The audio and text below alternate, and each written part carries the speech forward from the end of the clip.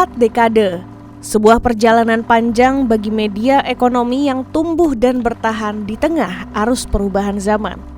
14 Desember 1985 hingga 14 Desember 2025, Harian Bisnis Indonesia genap berusia 40 tahun. Berbagai era yang menantang telah dilewati. Dari paket kebijakan Oktober 1988, krisis moneter 1998,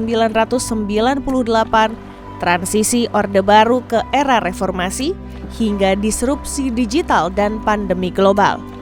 Bisnis Indonesia terus bertahan dan tumbuh. Konsistensi dan daya tahannya diakui oleh Menteri Komunikasi dan Digital Indonesia, Mutia Hafid.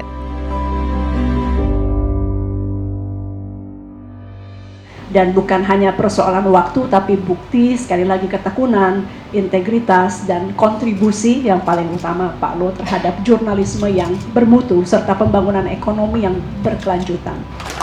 Jadi kita apresiasi juga atas nama pemerintah, karena sekali lagi media yang baik, media yang sustain, media yang menjaga nilai-nilai etik jurnalistik itu adalah mitra strategis pemerintah.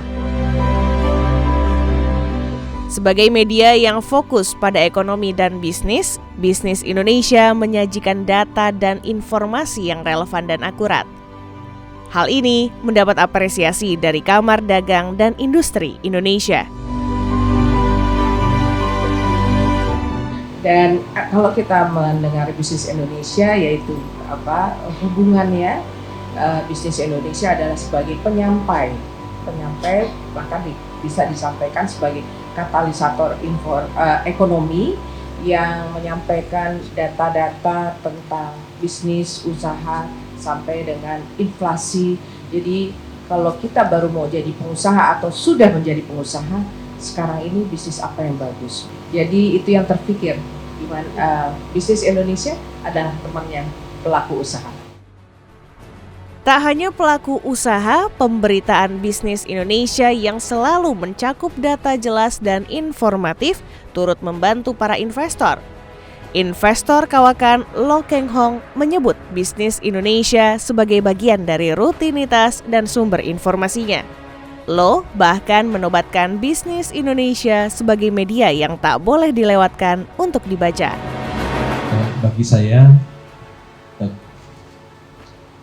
sudah 36 tahun saya menjadi investor saham, dan Bisnis Indonesia tentu saja jadi sumber informasi bagi saya.